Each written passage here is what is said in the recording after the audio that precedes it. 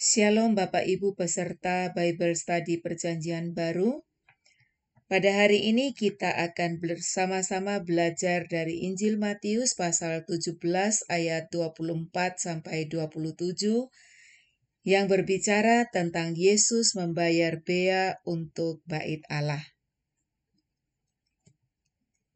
Matius 17 ayat 24 sampai 27 berkata, ketika Yesus dan murid-muridnya tiba di Kapernaum, datanglah pemungut bea bait Allah kepada Petrus dan berkata, apakah gurumu tidak membayar bea 2 dirham itu?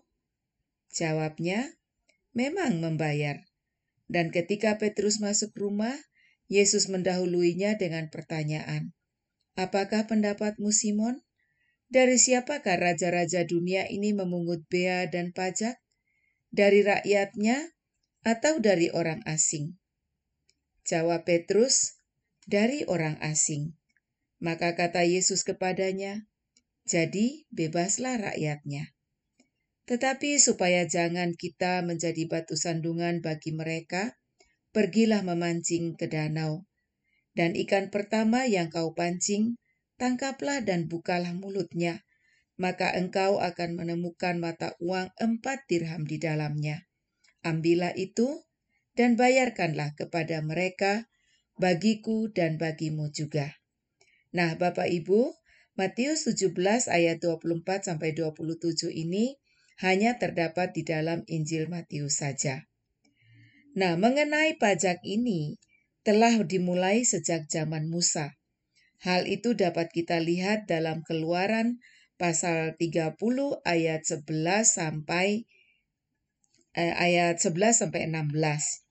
Demikian bunyinya.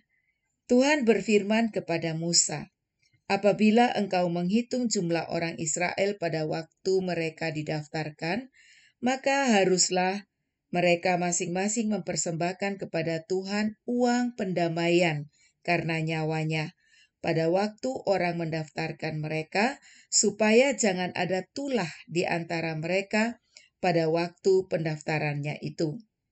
Ayat 13, inilah yang harus dipersembahkan tiap-tiap orang yang akan termasuk orang-orang yang terdaftar itu. Setengah shikal ditimbang menurut shikal kudus. Shikal ini 20 gera beratnya. Setengah shikal itulah persembahan khusus kepada Tuhan. Setiap orang yang akan termasuk orang-orang yang terdaftar itu yang berumur 20 tahun ke atas, haruslah mereka mempersembahkan persembahan khusus itu kepada Tuhan. Ayat 15, orang kaya janganlah mempersembahkan lebih dan orang miskin janganlah mempersembahkan kurang dari setengah shikal itu pada waktu dipersembahkan.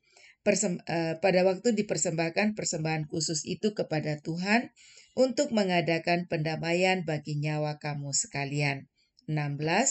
Dan haruslah engkau memungut uang pendamaian itu dari orang Israel dan menggunakannya untuk ibadah dalam kemah pertemuan, supaya itu menjadi peringatan di hadapan Tuhan untuk mengingat kepada orang Israel dan untuk mengadakan pendamaian bagi nyawa kamu sekalian. Nah, pada waktu itu Musa ini kan disuruh oleh Tuhan untuk menghitung jumlah orang Israel, atau dengan kata lain melakukan sensus ya. Dan bagi mereka yang sudah berumur 20 tahun ke atas, mereka wajib membayar pajak dan besarnya adalah setengah shikal atau bisa dikatakan 2 dirham. Nah, dalam ayat 12 istilahnya adalah uang pendamaian karena nyawanya. Sifat daripada apa yang dilakukan ini sifatnya wajib. Artinya mereka harus bayar gitu ya, supaya mereka tidak kena tulah. Dan pajak itu digunakan untuk ibadah dalam kemah pertemuan. Nah, selanjutnya di zaman Raja Yoas, yaitu di dalam 2 Tawarik 24, di situ juga kita melihat ya bahwa Yoas pun itu menarik pajak untuk renovasi rumah Tuhan. Nah, dikatakan di dalam 2 Tawarik 24 ayat 8 sampai 10, sesudah itu raja memerintahkan supaya dibuat sebuah peti dan ditempatkan di depan pintu gerbang rumah Tuhan. Ayat 9, lalu menyuruh mengumumkan di Yehuda dan di Yerusalem bahwa orang harus membawa bagi Tuhan pajak yang dikenakan Musa hamba Allah itu kepada orang Israel di padang gurun. Jadi pajak yang dilakukan Musa tadi itu terjadinya di padang gurun ya. Jadi makanya tadi kan pajak itu digunakan untuk ibadah di kemah pertemuan. Selanjutnya 2 Tawarik 24 dan 10 berkata, maka bersukacitalah semua pemimpin dan seluruh rakyat.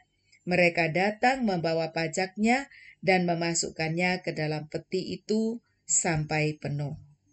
Nah, Raja Yoas menggunakan pajak yang dipungut tadi itu untuk merenovasi rumah Tuhan yang rusak dan membeli perkakas-perkakas rumah Tuhan. Dan penggalangan dananya tadi kita sudah baca, yaitu dengan memungut pajak yang pernah dikenakan Musa kepada orang Israel ketika berada di padang gurun, besarnya setengah shikal. Nah, dalam Matius 17 ayat 24 sampai 27 tadi kita sudah membaca bahwa Petrus dan Yesus diminta untuk membayar pajak bait Allah. Nah, kita lihat bahwa Tuhan Yesus itu taat pada peraturan yang berlaku. Ketika ditagih pajak, dia tidak menghindar. Sebaliknya, dia membayar sebagai bentuk tanggung jawab.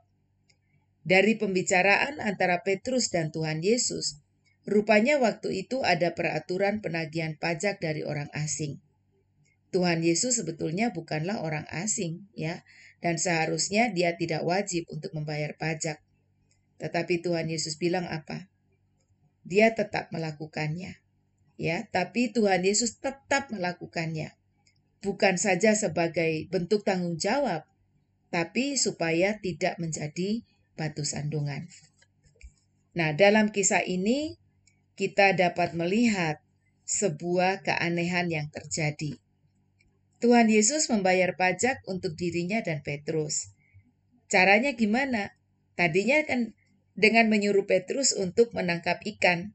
Dan ternyata dalam mulut ikan itu ada uang 4 dirham. Dahsyat ya. Nah, selain dari sikap Yesus yang bertanggung jawab dan tidak mau menjadi batu sandungan, kita juga perlu melihat Petrus yang punya kepercayaan penuh pada kata-kata Yesus. Nah, ketika Petrus disuruh menangkap ikan, Tuhan Yesus kan berkata tadi dalam Matius 17 ayat 27. Di sana dikatakan, dan ikan pertama yang kau pancing, tangkaplah dan bukalah mulutnya, maka engkau akan menemukan mata uang 4 dirham di dalamnya. Nah, terhadap perkataan itu, Petrus ini nggak bingung ya, atau dia nggak ragu-ragu, tapi sebaliknya dia percaya dan dia melakukan apa yang Tuhan Yesus katakan dan dia pun mengalami sesuai dengan perkataan Tuhan Yesus. Petrus ini tidak berpikir bahwa hal itu aneh. Yang dia lakukan adalah dia fokus pada Tuhan Yesus dan pada perkataannya Tuhan Yesus. Sehingga dia bukan saja mengalami kenyataan, tapi dia bukan saja melihat kenyataan, tapi dia mengalami sendiri kenyataan itu.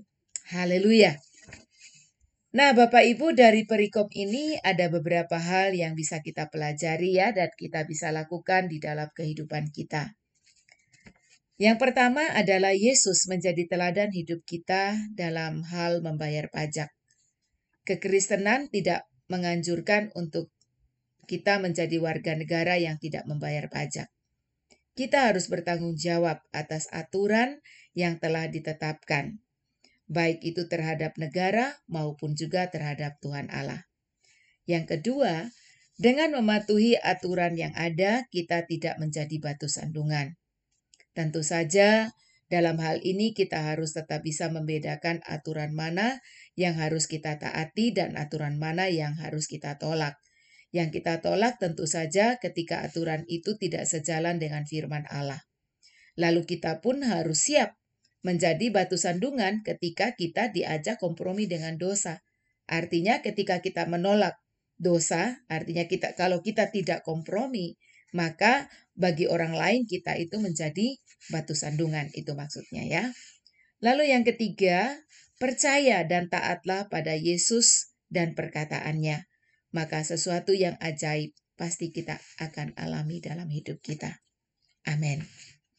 Nah, Bapak Ibu yang terkasih, demikian yang bisa saya sampaikan karena kita malam ini hanya bicara tentang satu perikop saja ya. Dan bila ada pertanyaan, bisa Bapak Ibu sampaikan atau ditulis di grup WhatsApp kita di 0852 111 333 49. Lalu nanti pada pukul 19.00 kita akan bahas bersama-sama di grup diskusi kita. Baiklah, selamat belajar, selamat bertumbuh. Tuhan Yesus memberkati.